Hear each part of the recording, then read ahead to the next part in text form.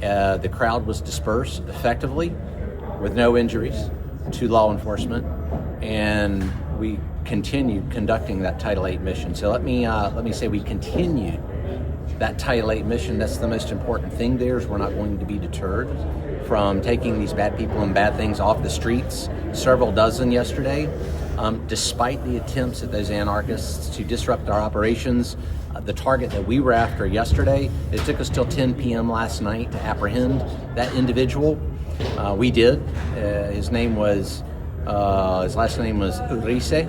He was a convicted felon from Mexico with weapons charges and several other crimes, a quite long rap sheet. So we were able to apprehend him at 10 o'clock last night. Had those agitators, rioters, and other extremists not been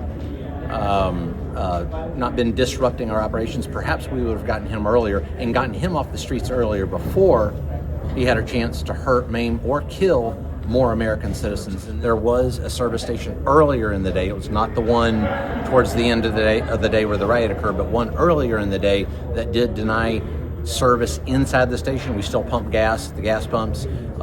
Again, we're legal, ethical, and moral in everything that we do. To those that would say we're overbearing or anything else in law enforcement, take a look at that. We respect First Amendment rights, property rights. We respect everyone's rights. I think that's a prime example of that. Prisons, you're talking about state prisons, yes, and they do cooperate, I understand, with ICE much better than the county jails. You've got state prisons and you've got county jails. County jails do not cooperate with ICE, and we're talking about turning over those criminals, those child rapists, those murderers, those bad people and bad things.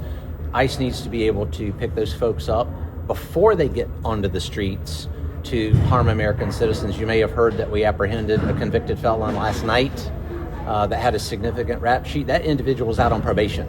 Let me say that again. That individual was out on probation. Why was that individual released from a jail and out on probation to hurt, maim, or kill another American citizen? Those are the types of people we want to take off the streets. Let's get them in the jails before they get out on the streets.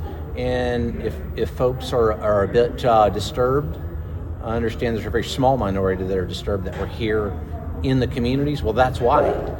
Several sheriffs say they do alert you when somebody's going to be released, but ICE officers don't always show up in time. And I'm wondering if there's anything specific that you think they can do that is within their authority that Sure. they're refusing to do. Sure. Well, I'm going to let ICE, Immigration and Customs Enforcement, answer that question. As you know, I am U.S. Border Patrol here, so I'll let them answer that question since they're communicating with those jails and sheriffs. I think there's a lot more that can be done.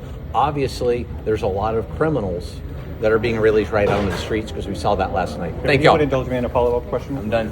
Thank y'all. Appreciate it. Bye.